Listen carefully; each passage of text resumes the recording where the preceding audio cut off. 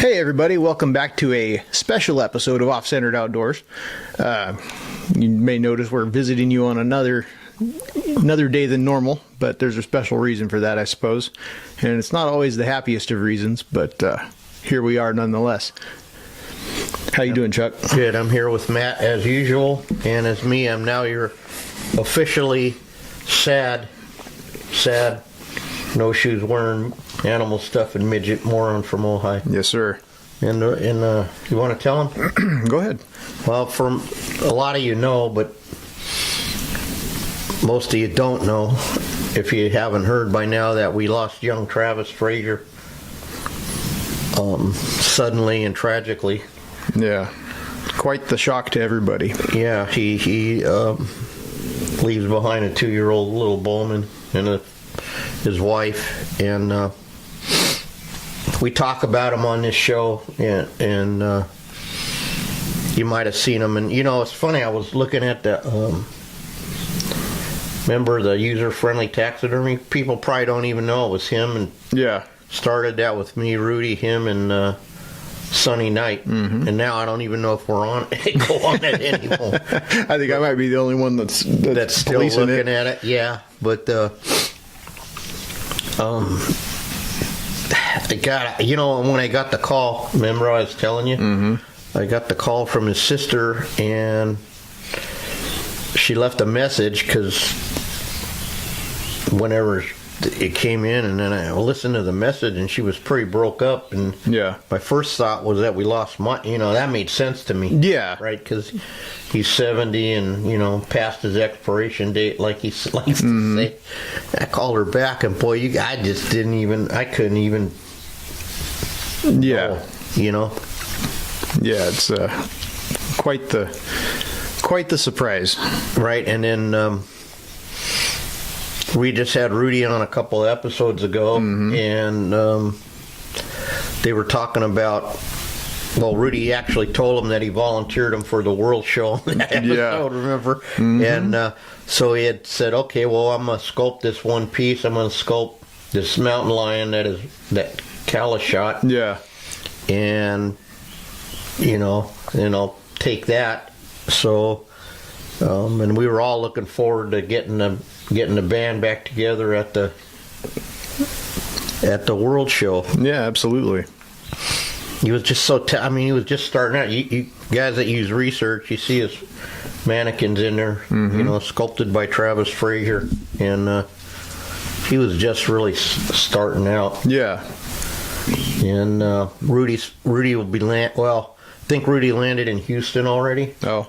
For those of you who don't know, Rudy from Australia, he's flying out to volunteer 2 weeks to, if you own a shop or a studio, you know the mess that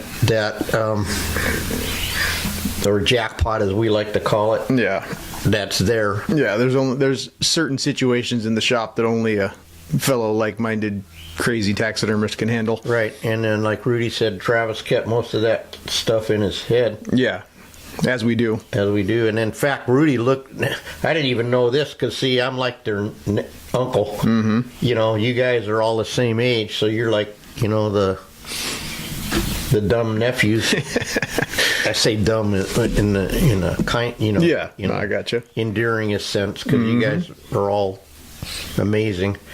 But he had a secret storage area they called Area 51. Him and Rudy. Yeah. And luckily Rudy's been to Area 51, because no one knew that he even had it but Rudy. Yeah. You know, and then I guess when Rudy lands, he's going to get the lay of the land, and I'm probably going to go out there for 4 days or 3 days at least and help him. Yeah. Get some stuff. They got stuff needs turned, salted, and, you know, given back, and then all kinds of everything needs to. Antlers need to go with capes. Guys need to get called and returned or whatever. Yeah. You know? Or hell, I might come back with a trailer load of work. Who knows? You just never know. You know, you don't know. And so we talk about Joe Kish a lot, right, on this program. Yeah. And Joe Kish was like, Joe and Travis had this, weird relationship. Yeah. But, I mean, in a good way. Yeah. They were really, Travis, from when he grew up, in Texas and all of that, through all that, Joe and they worked on I stayed at Joe's house in Texas, and Yeah. I started adding up all the stuff I'd done with that kid since he was like 14. Yeah. Oh my goodness, between here, there, and and everywhere. And then I remember specifically one time I come in Mike's shop, and he was working on his very first, I think it was his first thing he sculpted. Yeah. Was a change out mouflon head. Because Mike had some mouflons in spray. Yeah. Now, I hope I get this story right, but allegedly they might have escaped and had a breeding population. Yeah. And Travis, nothing got by that kid that lived if it was legal to shoot it, Yeah. And he shot this monster, jeez, Yeah. ram. And I walk in and I see this head, and I'm just like, you're a punk, man. You know that? Jesus, that, Yeah. what do you think? Well, I think you're a punk, man. Yeah. What do I think? You did that, right? All by your, yeah, I know. Because his mom is an artist in her own right. Yeah. Flat artist or whatever you call her, plus does all kinds of other stuff. Yeah. Pastels, amazing. And then his dad, of course, is his dad, Yeah.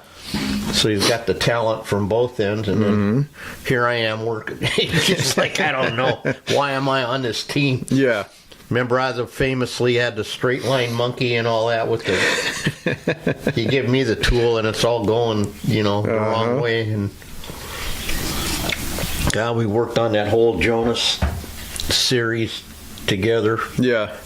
We had to cover buffaloes with buffaloes with the clay. Yeah. Oh my God! And then the famous what's that giant ass bull Oh. in there? Yeah. I can't remember his name. Galrox. Oh, yeah. Yeah, that was a adventure. Yeah. But I'm gonna see if I can do this. Someone told Matt the incorrect name. Joe Kish had wrote a poem about Travis when he was a kid, and I thought it was called The Coyote Boy, but it wasn't. It's called what's it called? The Coyote Man? The Ballad of the Ballad of the Coyote Man. Yep. So we're looking through our important, like we gleaned our breakthrough collection down to about the important 8 or 10 issues, we call it. Yeah. That have stuff in it that's important. Mm-hmm. And then we couldn't find it, and then the more we couldn't find it, the more we couldn't find it. Yeah, the harder you look for things when you're in a frantic state, you have a Right. tendency to, overlook things, or, I don't know, there's about 3 of the important books missing, so I don't know where the hell they landed at, but I don't know. But anyway, so I'm going to try and do the best I can and redistribute The Ballad of the Coyote Man by Joseph Michael Kish. And it says here, they live in lots of little towns. They're common in the West. But Travis was known as the Coyote Man because he was the best. Travis was a coyote man. He shoots them coyotes where he can. He shoots them high, he shoots them low, he shoots them where the sun don't show. He pops them near, he pops them far, he pops them from the truck or car. He shoots them down, he shoots them dirty, he shoots them with a .630. It's all over once he's fired, and if they run, they just die tired.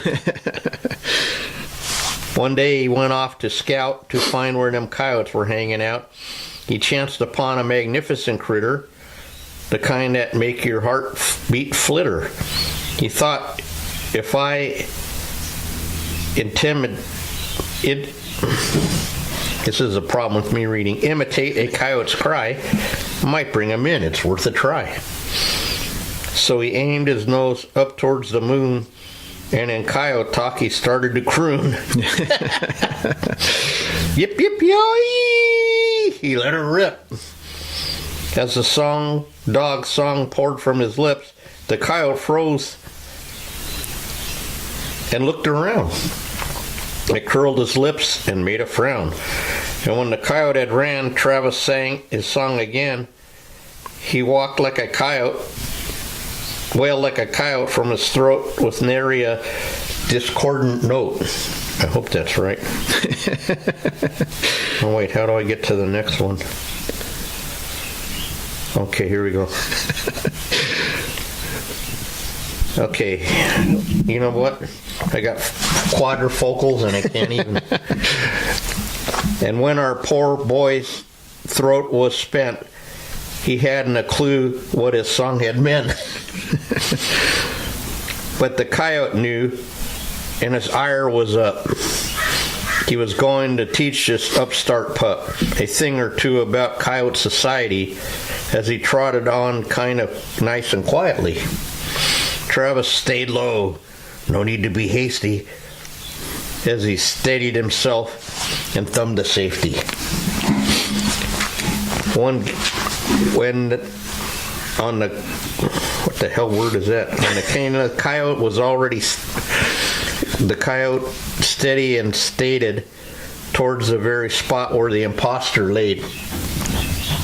The Coyote was mad, but Travis couldn't know he had told the big-ass dog just where to go. He only intended to call him in, but this Coyote call made such a din that every Coyote for miles around was making a beeline for that sound.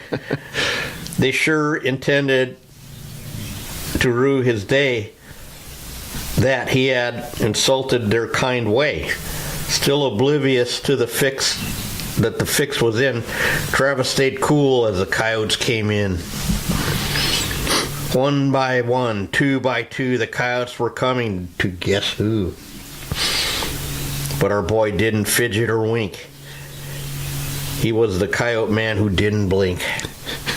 As the lone wolf came in, blood in the eye, to butt kick some ass pretty as pie. He twitched not a hair as the rifle rocked steady to make the head shout old Travis was ready. And if that, and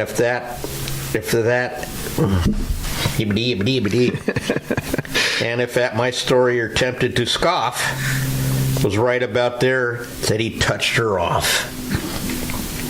And that's how the legend of Travis began. How he picked up the moniker Coyote Man. He drug himself home about 3 days later, looking like he'd passed through a coyote tornado. He was dirty and tired, a man back from the dead. But make no mistake, his bullet had sped where he wanted it to. I swear this is true. And somewhere in dog heaven, way up in the sky, there's a mad coyote ghost that has a third eye. God, I'm sorry, Joe, if I butchered that, but...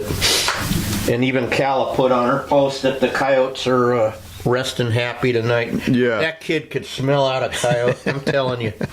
It was amazing. Yeah, sounds like it. You know? And do you want to read the other little tribute, or you want to talk some more? No, we can talk some more, then we'll read the other one. Yeah. And I don't know. I was thinking too back a little bit. You know, there's that picture of him standing on that elephant. I was supposed to fly back, allegedly, and the boss said to help him, and I never did that, but I never pushed it hard, and now it's something I'll never be able to fix. Yeah. You know, but I used to drive him crazy when we worked there, because they had this thread, like we got a regular, you know, cable that scares people. Yeah. Yeah. And then we got the single, you know, single thin thread. Yeah. Well, they didn't get the single thread. They get these spools from the upholsterers down in Mexico, I guess. Oh, okay. And it was 3 twisted, right? Ah, okay. 3 threads. So every day you'd have to like untwist your threads. Yeah. Well, I'd be standing at my station and I'd go and I'd start getting down about like 2 feet, but then I'd start going the other way because I'm just broken. You know, Yeah. there's no hope. And then I'd yell, Travis, what? Fix this. Okay. He'd come over and, you know. Yeah. And then so that lasted about like 3 days. And then one day I went in there and there was like, on this hook, there was like 100, like 10 feet long things of thread. That's one way to get you handled, I guess. Yeah, and then God, what Jesus is so funny. There's this guy in our. We got to work in this substation of B&B down in Shiro, and then it was like 2 blocks from Joe's house, and then behind Joe's house was the elephant shed. They called it. They built a special building, Yeah. just for elephants, and it had like you climb up, and it had a scaffolding. You could walk 360 around. Oh, wow. Yeah, it was pretty bitchin', you know. And so in the substation, they had this guy named Thomas who somehow took exactly 8 hours to mount a whitetail, and he'd do one a day. And at the big B&B, then they had like 8 guys, you know what I mean? Yeah. But Thomas had to be, and then him and Thomas were like oil and vinegar, you know? Yeah. And then one day I remember, they were always kind of making deals, you know, and I'll do this and you'll do that, and Yeah. and whatever, right? And Travis was going to tan something for, I don't know. And then they got in this fight one day. It was hilarious. Yeah. And they're going, yeah, will you do my thing? No. Oh, yeah? Yeah. Yeah, well, I want to. I'll give him back. Okay, give him back right now. All right. And then all of a sudden they get up and they both punch out. And I go like, where are you guys going? And they just took off. And I'm in the thing by myself, you know, with this big mess. And it was just hilarious. I don't know. You know, and then they came back and I thought they were going to go to blows. Yeah. But Travis was so much like his dad in so many ways. Mm-hmm. He was a heart like you can't believe. Yeah. He was just such a solid, good person, and even you know, God, you guys don't. It's so hard to do this because I'm trying to explain to people who don't know this kid and don't know the family. Yeah. And the importance to taxidermy that they really were, and then, you know, tied to Kish and Loop, you know what I mean? Yeah. And but even the way he talked just like his dad. Yeah. Just like his dad, you know. And I almost regret giving him a hard time about the bear thing, because we did this bear for a close friend of mine who had his own tragedy a year ago and lost his wife, and she was only 35. And he did that last big bear. He did that giant sucker, man. And then we had one that was actually that giant sucker, because I told him if he ever, yeah, will you do it if I get, you'll do it, right? Yeah, I'll do it. But hey, he ain't never going to get. Yeah. So, hey, I got my giant 580 pound, whatever the hell it weighed, you know. But he wanted it front high. Yeah. And then Travis had that smaller front high. And then I called him up and got some advice. I said, hey, is that the same mainframe as the other one? Yeah. Just had a fat, yeah. And that way, you know, I mean, that kind of help is invaluable. Oh, for sure. And then I started saying, why didn't you just make it, drop it on all fours, you know? And he goes, oh, blah, blah, blah.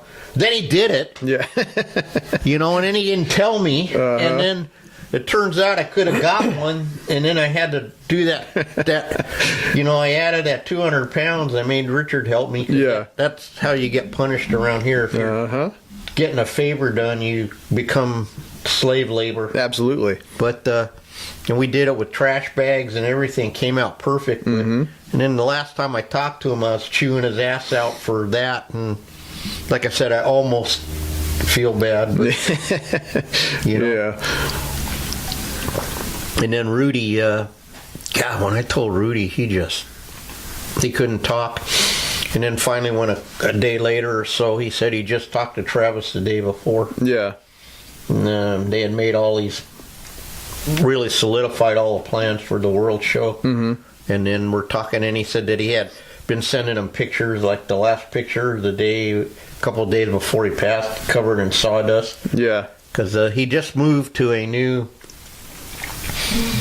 house, and he just was working on his new shop, which makes it all just even sadder. Yeah.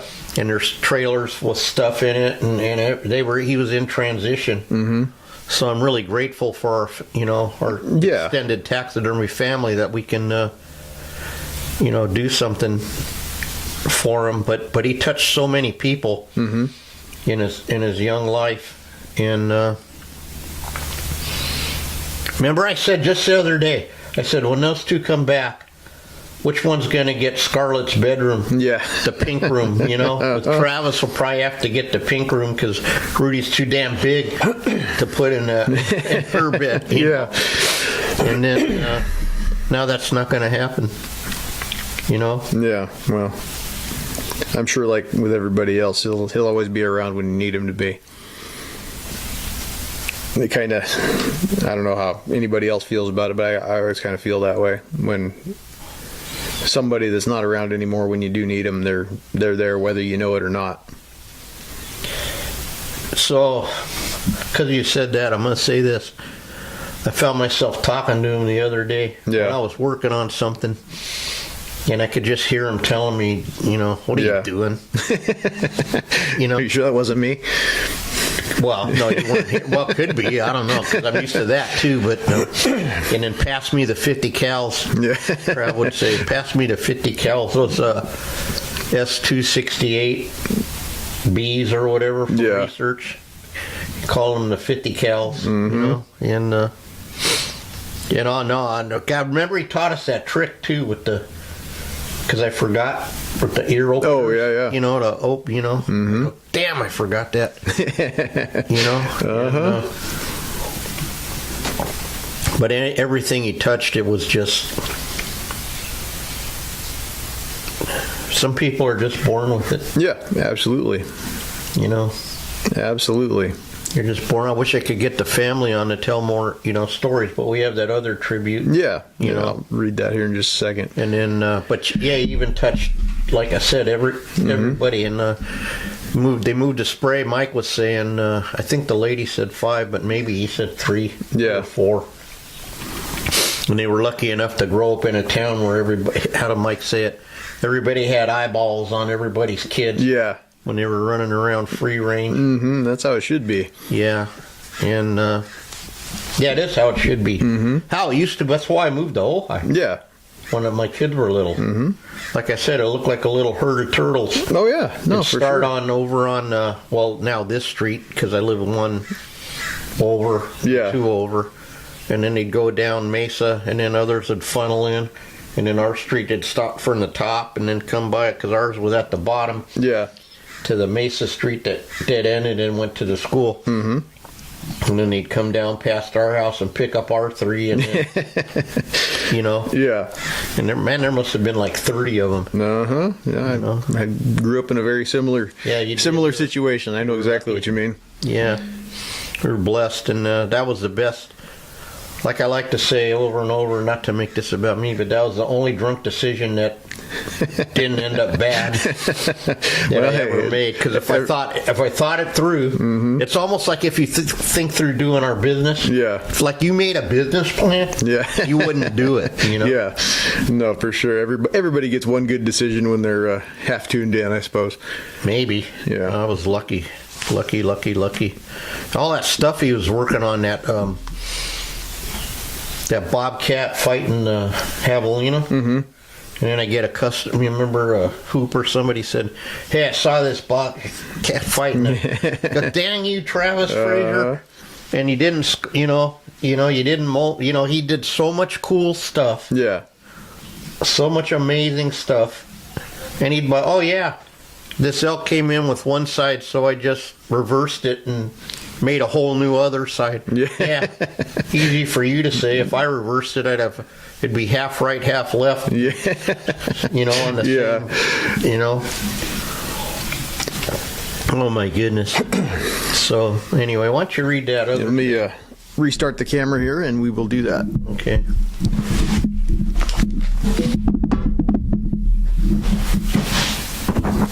This one doesn't have to be, So anyway, so now we're going to read this post that this kind of sizes it up. Man, why don't you read? Because you could probably read better. We're going to do our best. Hang on, I just lost the page I was on. Okay. Give me just a second here. As we do, these phones aren't always as smart as we would like them to be. Yeah, well, between my blindness and my scratch screen and not being able to enunciate, Yeah. I barely got through my poem.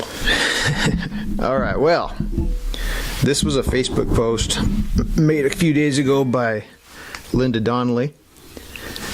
It says, in these small communities, families share and help raise each other's kids. Travis Frazier was one of the boys that spent a lot of time at our home and who I carried about in the bus on countless sports trips and field trips and the route.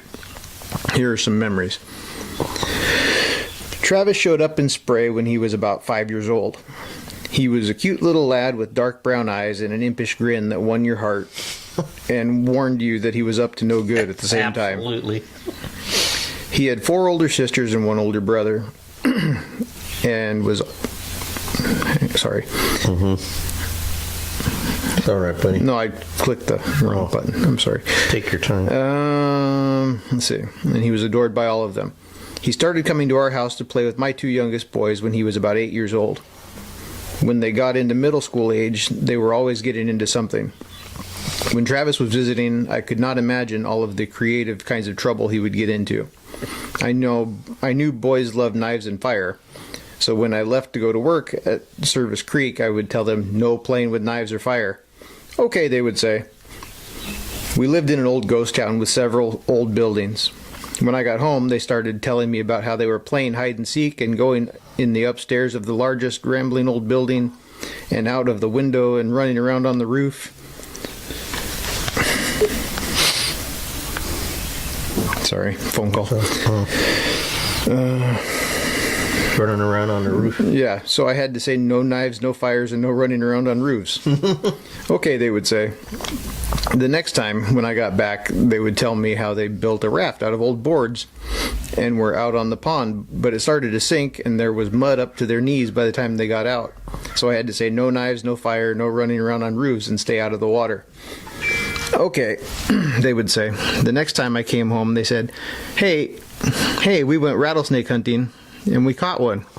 It's in a bucket on the porch and we weren't sure what to do with it. No, thank you. So I would have to say no knives, no fire, no running around on roofs, and stay out of the water, and no snake hunting. And so it went. I never knew what to expect. Travis was active all day long, and my philosophy was to let them run until they dropped, and he would. About 2 seconds after his head hit the pillow, he would be sound asleep. Travis was always very active, and during some of our long bus rides, he would get ants in his pants and have to stand up, change seats, open windows, crawl under seats, or who knows what else. On one particularly long field trip to Vancouver, Canada, he had a real hard time staying in his seat. I would look in the passenger view mirror, and there he would be, standing up, getting ready to throw something or some other mischief. It's a safety issue on school buses that people stay in their seats. The bus is built to contain and protect you in sudden stopping situation, but it doesn't work if you're standing in the aisle. Instead of yelling at Travis, I would give the bus a little swerve. Some of the chaperones didn't know what was happening, but Mr. Starr did. And he knew Travis. He didn't even have to look. And he would yell, "Travis, get in your seat." I think on that trip, Mr. Starr eventually went to the back of the bus and sat by Travis, much to Travis's annoyance.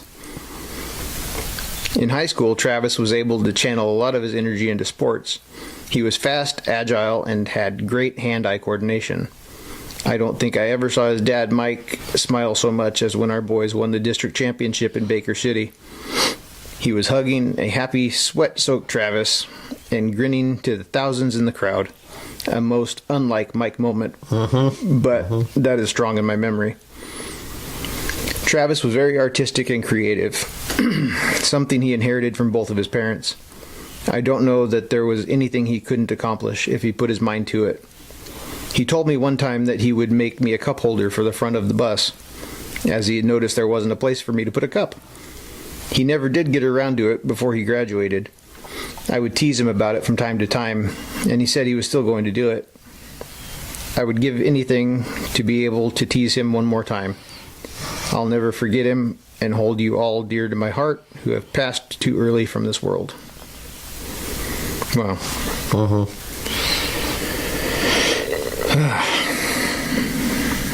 Yeah, he had that look, you know. Yeah. And, you look at some of the photos that Calla posted. There's that one.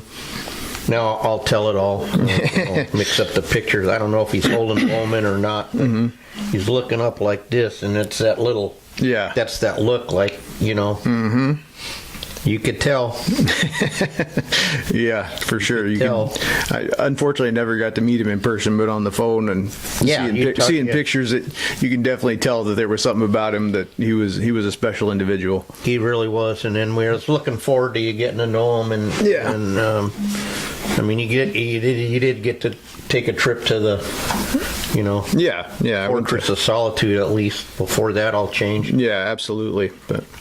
Yeah, well, last time Travis was out here was right when I started hanging out. So there was just so many people. Yeah, it just didn't, you know. Yeah, Matt would come every other day to work with Rudy because Rudy was out here a lot. I think Travis was only here like 4 days. Yeah, he was only here for a few days. We only had enough time, and he was here on a secret mission from his dad. Yeah, to teach Shay, and they sculpted that cap together. Oh yeah, that's right. That was here on a specific mission, and then Rudy said he found some candid photos of Travis like working with Shay. I'm really looking forward to seeing some of those. Yeah, absolutely. You know, and then we went to the. This is sort of funny, but I'm going to tell it anyway because one of them had to be there. Thing. Yeah. So as Mike makes suggestions, right? So on our morning coffee call, he says, you know, it'd be a shame to be so close to the tar pits, right? Yeah. And not go. I go, well, this is where I live, and so, yeah. Oh, I get it. Yeah. Okay. Right? So we took a day off and went to a field trip to the tar pits. And then in the tar pits, they got this wall of dire wolf skulls. Right? Yeah. And so I counted them all, and I was like, I go, wow. He goes, yeah, there's 405. I go, yeah, did you count them? He says, no, it says it right there.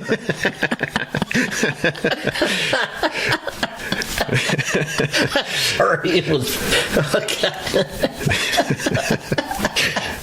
And then Rudy, you go anywhere with Rudy, right? He's like he's just like... There's eucalyptus leaves, there's this and that, so he'll take and pick the thing, then he'll smell the leaf, right, or whatever. Yeah. And then he'll grind it up, and then he'll taste it. Yeah.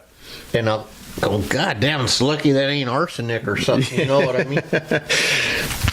And Travis, Mike said that rattlesnake thing was probably his fault. Yeah. Because he taught all his kids to catch rattlesnakes by the time they were like 4 or something. Wow. You know?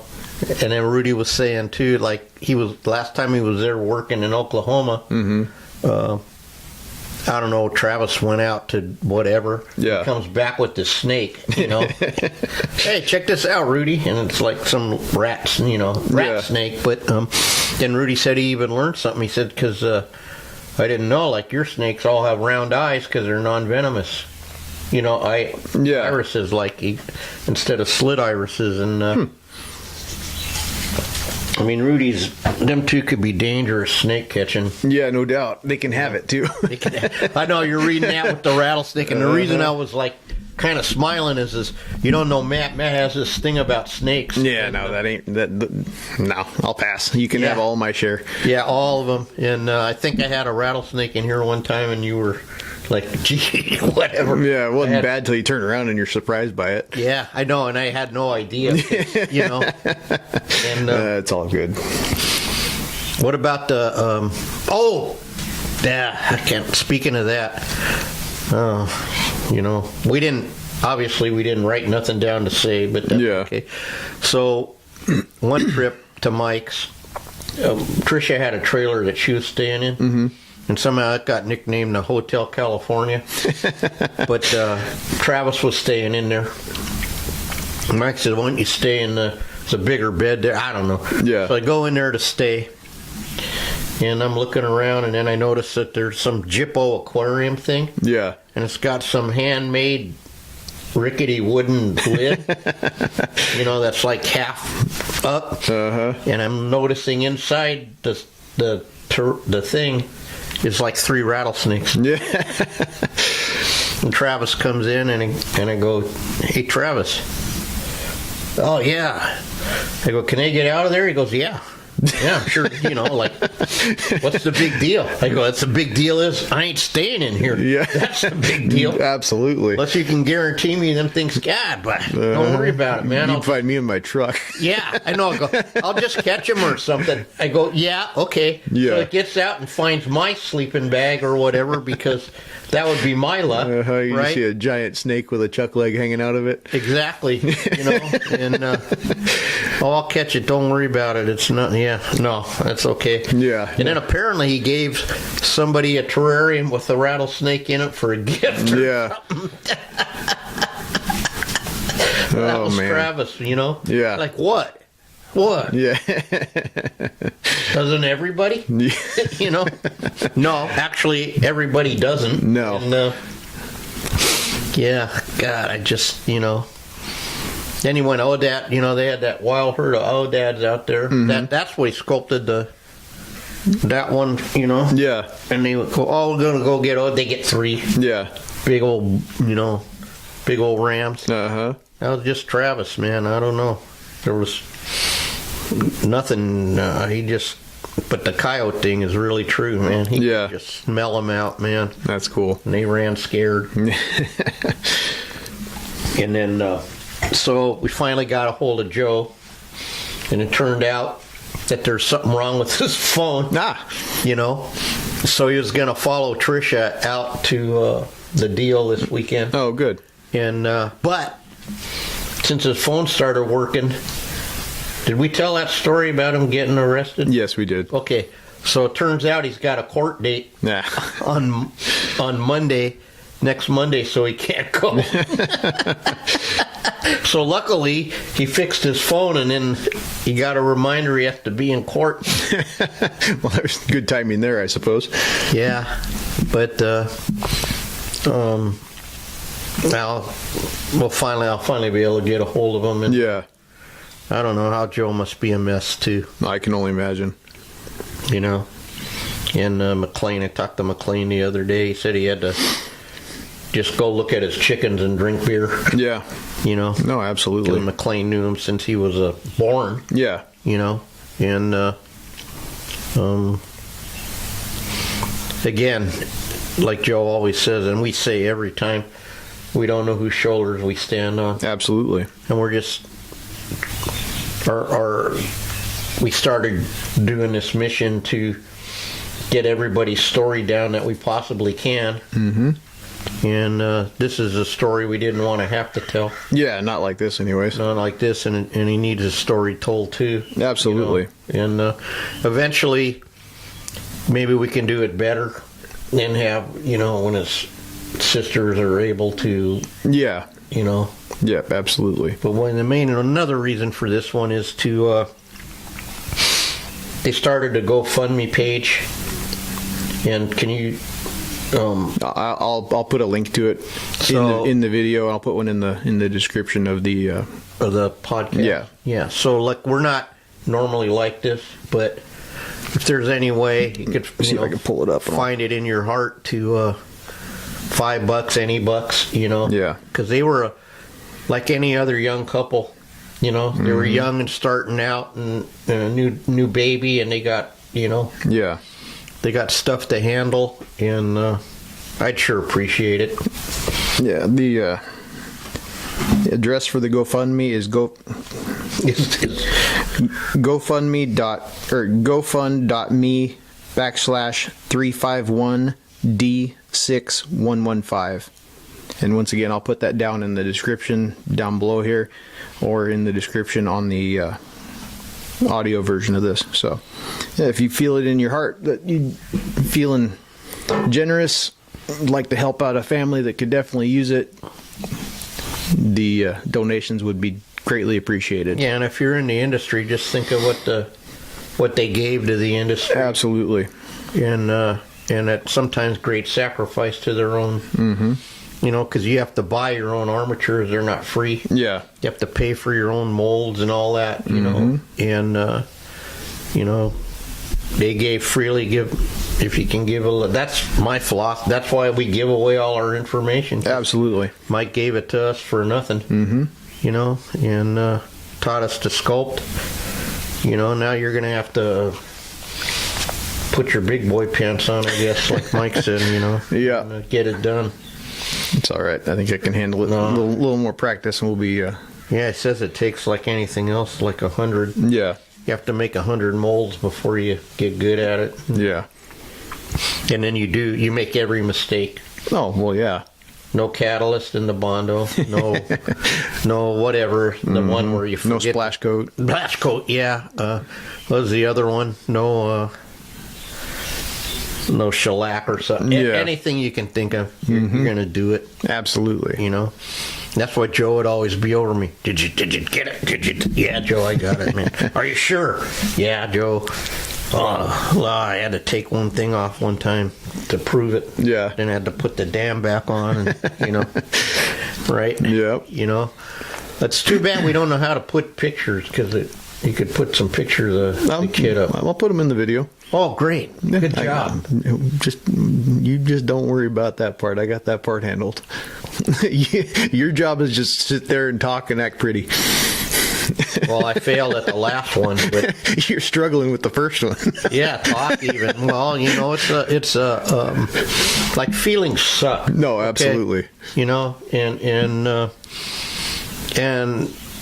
you know, we all got enough, as you know, what's going on, and we already got a plate full, and then you get more heaped on. Yep.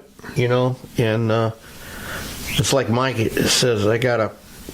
You know, if you don't think I'm grieving, then screw you. Yeah, absolutely, you know, absolutely. Because, but you just have to push through and keep the fort to get. You know what I mean? Because if you lose it, you know, like you're the head of your family. Yeah, you can't lose it. No, It's absolutely, a rule, man. absolutely. Because then they're, you know, that's just the way it is. You know? Yeah, it is.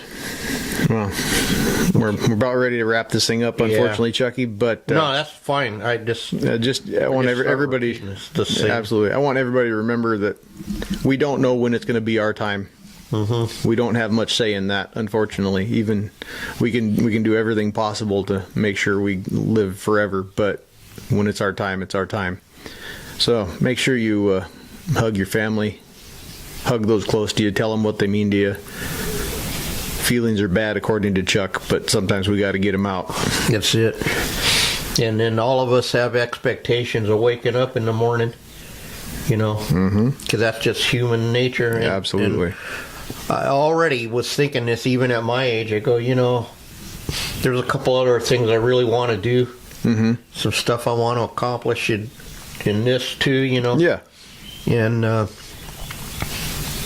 there's only today. Absolutely. So I'm going to do my best to, you know, to keep my family, let them know that I love them, even though that's like mushy. You know?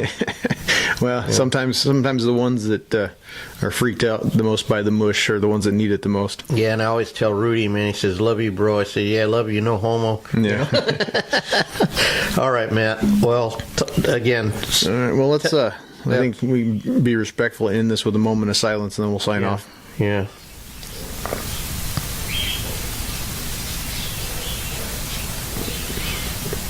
And Father, we just ask to keep the Travis family, the Fraziers, in your arms, and comfort them through this hard time that they're having. And we're just so grateful for them, and to get the privilege to know Travis. And we pray these things in the name of your Son Jesus. Amen. Amen. All right, guys. Well, thanks for watching this somber episode.